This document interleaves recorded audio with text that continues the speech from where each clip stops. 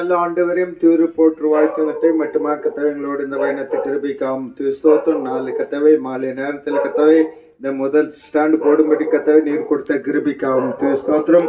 கள்ளிகாட்டு விக்கிறோம் இப்போது பாடப்பட்டுள்ள பாலிங்கத்தவை ஆசிரியக்குமா ஜபிக்கிறோம். செய்து தாசனை கத்தவை நீரை பரத்துல ஒத்தாசனமா ஜபிக்கிறோம். வழுப்பதாசனோடு இருந்து வழிநத்தமா ஜபிக்கிறாங்க சோத்திருக்கிறாங்கத்தவை இப்படியா கத்தவை கொண்டு வந்த காசுபல் கத்தவை நீரை முத்திர போடுமா ஜபிக்கிறோம். கொடுக்குற பிள்ளைகளை கத்தவை நீ ஆசிரியக்குமா ஜபிக்கிறாங்க தவை அப்படியா கத்தவை 30, 60, 100 பலன் தர நீர் உத்தசமா ஜபிக்கிறாங்க தவை எந்த ஒரு அந்த சக்தி எங்களை கணுகாதபடி இயேசு கிறிஸ்து நாமத்தினாலே கடிந்து கொள்கிறோம். நீரே பயணத்தமா ஜபிக்கிறோம். எல்லாவற்றை அஜபிக்கிறேன் இயேசு கிறிஸ்து நாம் தஜபிக்கிற நல்ல பிதாவே ஆமென்.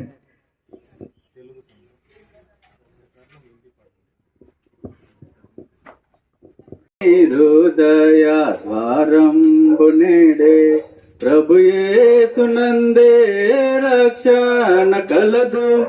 నిర్లక్ష్యముగా జీవించనేలా నిర్లక్ష్యముగా జీవించనేలా వేచియున్నది తీర్పుని కొరకై పరము నాకే గుట కాయాత పడము తెరువు నీ హృదయాంబును జన్మంబుతోనే పాపి నీవు నీతిమంతుడే లేడు. జన్మంబుతోనే పాపి నీవు నీతిమంతుడే లేడు. కామా క్రోధ లోభ మోహ పాప పొడాగోలివియే. కామా క్రోధ లోభ మోహ పాప పొడాగోలివియే. తెరువు నీ హృదయ ద్వారంబు నేడే ప్రభు యేసునందే రక్షణ కలదు. నిర్లక్ష్యముగా జీవించనేలా నిర్లక్ష్యముగా జీవించనేలా వేచియున్నది తీర్పుని కొరకై పరము నాకే గుట కాయాత పడుము తెరువు నీ హృదయమును ఒప్పుకొనుము నీ పాపములను అపరాధి నంచు వేడు. ఒప్పుకొనుము నీ పాపములను అపరాధి నంచు వేడు. తన రక్తమందు కడుగును నిన్ను రక్షణ నొందెదవు. తన రక్తమందు కడుగును నిన్ను రక్షణ నొందెదవు. తెరువు నీ హృదయ ద్వారంబు నేడే ప్రభు యేసునందే రక్షణ కలదు. నిర్లక్ష్యముగా జీవించనేలా నిర్లక్ష్యముగా జీవించనేలా వేచియున్నది తీర్పుని కొరకై పరము నాకే గుట కాయాత పడుము తెరువు నీ హృదయమును. संसार में फंसे मृत्यु आकर पकड़ेगी. लापरवाह बनकर संसार में फंसे मृत्यु आकर पकड़ेगी. पाप की मजदूरी नर में जाना बचेगा कौन तुमको. पाप की मजदूरी नरक में जाना बचाएगा कौन तुमको. हृदय तुमको लो आओ यीशु पास है मोक्ष केवल प्रभु यीशु में. कब तक निश्चिंत बैठे रहोगे तब तक निश्चिंत बैठे रहोगे. प्रस्तुत हो जाओ अब न्याय के लिए प्रस्तुत हो जाओ अब के लिए हृदय तुमको। ఈ ప్రాంతంలో నివసిస్తున్న మా ప్రియమైన వాళ్ళందరికీ ప్రభు యేసుక్రీస్తు నామంలో శుభములు తెలియజేసుకుంటూ ఉన్నాం. इस प्रांत में रहने वाले आप सभी को प्रभु यीशु मसीह के नाम से नमस्कार और धन्यवाद देते हैं। ఈ ప్రాంతానికి ఇంతకు ముందు కూడా మిమ్మల్ని సంధించడానికి మేము వచ్చాం. इससे पहले भी हम इस जगह हम आपसे मिलकर हम गए थे। ఎన్నోసార్లు వస్తూ ఉన్నాం దేవుని యొక్క ప్రభు యేసుక్రీస్తు యొక్క ప్రేమని మీకు తెలియపరచాలని. कई बार हम आकर जाते रहते हैं प्रभु यीशु मसीह के प्रेम को बताकर जाने के लिए। ఈ ప్రాంతంలో ఉన్నవారందరూ కూడా ప్రభు యేసుక్రీస్తు యొక్క ప్రేమని తెలుసుకుని నిజమైన సత్యాన్ని తెలుసుకోవాలని మా యొక్క అభిప్రాయం. इस जगह में जितने भी लोग रहते हैं वे सभी सच्चे परमेश्वर प्रभु यीशु मसीह के प्रेम को वे जाने हम चाहते हैं। నా ప్రియులారా, हमारे बहुत ही प्रिय लोगों, ఈ లోకంలో ప్రభు యేసుక్రీస్తు వారు ఈ మానవాళిని ప్రేమించినంతగా ఇంకెవరూ ప్రేమించలేదు. प्रभु यीशु मसीह इस मानव जाति से जितना प्रेम उन्होंने किया है उससे कहीं अधिक और किसी से उन्होंने प्रेम नहीं किया। తను తన యొక్క సొంత ప్రాణాన్ని మానవుల యొక్క పాపం కోసం అర్పించారు. अपना स्वयं प्राण उन्होंने दिया मानव जाति के लिए। ప్రభు యేసుక్రీస్తు వారిని ఒకవేళ మీరు చూసినట్లయితే ఆ రెండు చేతులు చార్చి ఆ కలువరి మ్రానుపై అక్కడ కొట్టబడ్డారు. हम प्रभु यीशु मसीह को देखे उस कलवरी क्रूस पर उनके दोनों हाथों में कीले मारे गए। ఆ యొక్క మరణానికి అర్థం మనందరం కూడా మనం చేసిన పాపాల నుంచి విముక్తి పొందాలనే. उस मृत्यु का मतलब यह है कि हमने जितने पाप किया है उस पाप से मुक्ति पाने के लिए। ఈ లోకంలో ఏ శక్తికి ఆ యొక్క పాపం నుంచి విడుదల చేసే శక్తి ఎవరికి లేదు. इस संसार में ऐसी कोई ताकत नहीं कि उस पाप से छुटकारा दे सके। అయితే మానవ జాతిలో వచ్చిన ఈ యొక్క పాపం నుంచి విముక్తి చేయడానికి ఒకే ఒకరు సమర్థులు ప్రభు యేసుక్రీస్తు వారు. पर इस मानव जाति को पाप से छुटकारा देने के लिए एक ही एक सामर्थ्य वो केवल प्रभु यीशु मसीह है। అందుకనే ప్రభు యేసుక్రీస్తు వారు దేవుడిగా ఉండి కూడా తండ్రిగా ఉండి కూడా ఒక కుమారుడిగా ఈ లోకంలో జన్మించారు. इसीलिए प्रभु यीशु मसीह पिता होकर भी एक बेटे की नाई इस जगत में जन्म लिया। ఈ లోకానికి వచ్చి మనందరి కోసం కూడా ఆ కలువరి మ్రానుపై మరణించారు. हम सभी के लिए इस संसार में आकर उस कलवरी क्रूस पर उन्होंने अपना प्राण दिया। మీరు అనుకోవచ్చు ఇది ఒక మతం అని. आप सोच सकते हैं कि एक धर्म है, ఇది ఒక మతం కాదు, ఇది ఒక మార్గం అని నేను చెప్పగలను. क्योंकि ये कोई धर्म नहीं है, ये मार्ग है, हमें बता सकते हैं।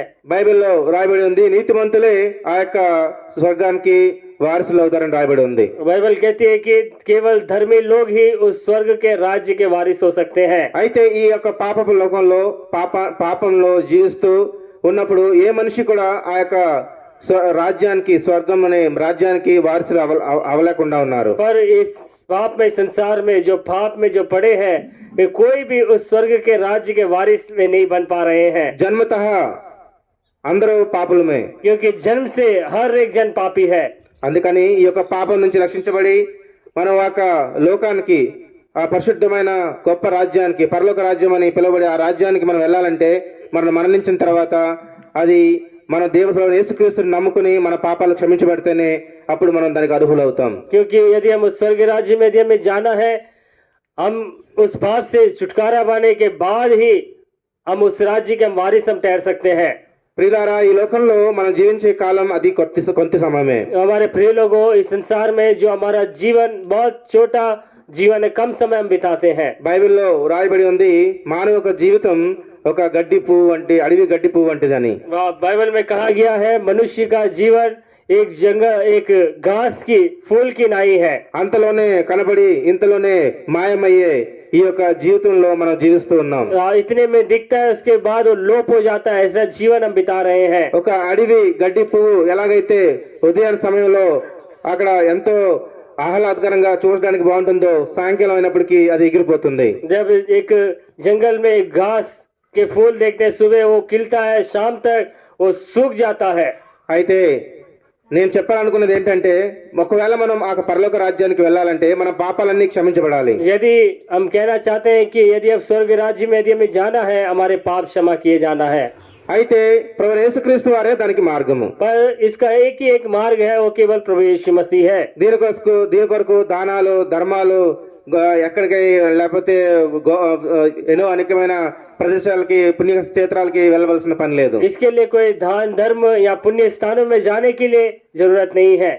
మీరున్న ఆ స్థలంలోనే ప్రభు యేసుక్రీస్తు వారిని మీ సొంత రక్షకుడుగా అంగీకరించిన ఆ క్షణమే మీరు ఆ యొక్క పాపం నుంచి విముక్తి పొంది ఆ గొప్ప రాజ్యానికి వారసులు కాగలరు. आप जहाँ पर है वहाँ खड़े होकर प्रभु यीशु मसीह को जब आप स्वीकार करते, अपने पापों को मान लेते हैं, उसके बाद आप जरूर स्वर्ग के राज्य के वारिस आप हो सकते हैं। ఇదొక మతం కాదు, నేను చెప్పినట్లుగా ఇదొక మార్గం అని నేను మరలా చెప్తూ ఉన్నాను. क्योंकि ये कोई हम धर्म के बारे में हम नहीं बता रहे हैं, एक मार्ग है, उसके बारे में हम बता रहे हैं। ఇక్కడ నివసిస్తున్న మీరందరూ కూడా మాతో పాటు ఆ సత్యాన్ని తెలుసుకుని మీరు కూడా ప్రభు యేసుక్రీస్తు వారిని మీ సొంత రక్షకుడుగా అంగీకరించాలని మాకు గొప్ప నిరీక్షణ, మాకు ఆశగా ఉంది. क्योंकि यहाँ पे जितने भी है वे सभी और प्रभु यीशु मसीह पर विश्वास करे, ये भरोसा, ये आशा हम सभी में है। దీని కొరకు మీరు చేయవలసిన పని ఏమిటంటే మీరు ఎక్కడున్నప్పటికీ కూడా మీ యొక్క మనసుతో ప్రభువా నేను చేసిన పాపాలను నన్ను క్షమించి మీరు నా హృదయంలోకి వస్తే అప్పుడు నేను మిమ్మల్ని అంగీకరిస్తానని ఒక చిన్న ప్రార్థన చేసినట్లయితే ప్రభు యేసుక్రీస్తు వారి యొక్క ఆత్మ మీలో వచ్చి మీ పాపాలన్నీ క్షమించబడతాయి. यदि आप इस रीति से आप प्रभु के सम्मुख आकर यदि आप प्रार्थना करोगे, ऐसे विनती करोगे, प्रभु यीशु मसीह आप मेरे हृदय में आए, तो आपके हृदय में आते आपके सारे पापों को क्षमा करता है। మనం చూస్తున్న ఈ యొక్క మానవ జాతి కాదు కానీ మనం చూస్తున్న సర్వ సృష్టి కూడా ఈ యొక్క అంతంలోకి నడబడుతూ ఉంది. क्योंकि हमें जो मानव जाति ने सारी सृष्टि को जब देखते हैं तो एक अंत की ओर, खत्म होने की ओर ले जा रहा है। బైబిల్లో ఇలా రాసింది, రాజ్యాల మీద ఒక నాయకుడు ఇంకో నాయకుడి మీద యుద్ధం ప్రకటిస్తూ తర్వాత అనేక తెగుళ్ళు, అనేకమైన రకమైన జబ్బులు, అనేక రకమైన విశేషమైన యుద్ధాలు అని జరుగుతాయి. తద్వారా మానవ జాతి యొక్క లోకం అంతం జరుగుతుందని రాయబడుతూ వచ్చింది. क्योंकि देखते हैं कि एक राज्य के ऊपर एक व्यक्ति के ऊपर एक नायक के ऊपर ऐसे उठ खड़ा होते हैं करके, ऐसे युद्ध होंगे, ऐसे अनेक विपत्ति, अनेक बीमारियां आएंगे करके ये संसार एक अंत की ओर जा रहा है करके दिखा रही है। దానికి సాక్ష్యమే మనందరము. उसकी गवाही हम सभी है। కోవిడ్ లాంటి ఒక మహమ్మారి ఈ యొక్క లోకానికి వస్తుందని మనం ఎప్పుడు ఆలోచించలేదు. क्योंकि कोविड ऐसी महामारी बीमारी इस संसार में ऐसे आएगा करके हम कोई हम नहीं जानते थे। యుక్రెయిన్ రష్యా యుద్ధాలు, ఒక దేశం నుంచి ఇంకో దేశం చైనాకి మనకి యుద్ధాలు జరుగుతాయని మనం ఎప్పుడు ఊహించలేదు. क्योंकि यूक्रेन और रशिया इन दोनों के देशों के बीच में युद्ध हो रहा है, ऐसे बहुत सारे देशों में युद्ध हो रहे करके हमें नहीं पता। నా ప్రియులారా, ఇది ప్రభు యేసుక్రీస్తు వారికి రెండో రాకడికి ఈ యొక్క అన్ని కూడా చిహ్నాలుగా ఉన్నాయి. हमारे प्रिय लोगों, ये प्रभु यीशु मसीह के दूसरे आगमन की सूचना है। ఈ యొక్క అంతం నుంచి మీరు కాపాడబడాలంటే ప్రభు యేసుక్రీస్తు వారిని మీ సొంత రక్షకుడిగా అంగీకరించాలి. यदि इस अंत से यदि आप बचना चाहते हैं तो अपना स्वयं उद्धारकर्ता करके प्रभु यीशु मसीह को स्वीकार करना ఈ है। సత్యాన్ని మీరు అర్థం చేసుకుని ప్రభు యేసుక్రీస్తు వారిని మీ సొంత రక్షకుడిగా అంగీకరించాలి. इस सच्चाई को ग्रहण करके आप स्वयं उद्धारकर्ता प्रभु यीशु मसीह को स्वीकार करें। అంతే మాత్రం కాదు, ప్రభు యేసుక్రీస్తు వారు ఎప్పుడైతే మీరు అంగీకరిస్తారో మీ మనసు నిండా సంతోషం, మీ ఆనందం, శాంతి, సమాధానంతో నింపబడతారు. जब आप प्रभु यीशु मसीह को अपने हृदय में आप स्वीकार करोगे, ऐसे में आपके जीवन में शांति और आनंद से आप भर जाओगे। అంతేకాదు, ప్రభు యేసుక్రీస్తు వారిని మీరు ఏ కష్టం వచ్చినప్పుడు పిలిచినప్పటికీ కూడా ప్రభువారు మీకు జవాబిచ్చేవారుగా ఉన్నారు. आप किसी भी समय में, कैसी कठिन परिस्थिति में जब प्रभु यीशु मसीह को जब आप पुकारोगे, उसका उत्तर देने वाला परमेश्वर है। అందుకనే ప్రభు యేసుక్రీస్తు వారిని మీ సొంత రక్షకుడిగా అంగీకరించి మీరు ఆ గొప్ప పరదేశికి, ఆ యొక్క గొప్ప రాజ్యానికి మీరు కూడా మాతో పాటు వస్తారనే యొక్క నిరీక్షణ మీలో కలగాలనే మేము ఇక్కడికి ఈ ప్రాంతానికి మీకు చెప్పడానికి వచ్చి ఉన్నాం. आज से यही विनती करते हैं कि प्रभु यीशु मसीह को आप स्वीकार करें, आप भी स्वर्ग राज्य के आप वारिस आप बने, आप भी हमारे साथ आए करके हम चाहते हैं। మానవ జాతి చాలా చిన్నపాటిది. क्योंकि मानव जो जाति है ये बहुत छोटी जीवन है। ఈ యొక్క చిన్న జీవితంలో ప్రభు యేసుక్రీస్తు వారిని నమ్ముకున్నట్లయితే इस छोटे से जीवन में प्रभु यीशु मसीह को यदि आप स्वीकार करोगे, మీరు నిత్య కాలం మీరు జీవించగలరు. आप सदा आप जीवन बिताओगे అక్కడ ప్రభు యేసుక్రీస్తు వారి యొక్క రాజ్యంలో. उस प्रभु यीशु मसीह के राज्य में అందుకనే ఇంకా ప్రభువైన యేసుక్రీస్తు వారిని మీరు ఇంకా తెలుసుకోవాలనుకుంటే మా యొక్క సహోదరులు మీ మధ్యలోకి వస్తూ ఉన్నారు. అక్కడ బైబిల్ నుంచి తీయబడిన పుస్తకాలను తీసుకుని మీరు చదివినట్లయితే ఇంకా ప్రభువైన యేసుక్రీస్తు వారి గురించి అనేకంగా తెలుసుకోవచ్చు. आपके मध्य में हमारे बहनें आ रहे हैं, बाइबल से ली गई छोटी सुसमाचार पत्रिकाएं हैं, उससे लेकर पढ़िए और अधिक तरफ जान सकते हैं.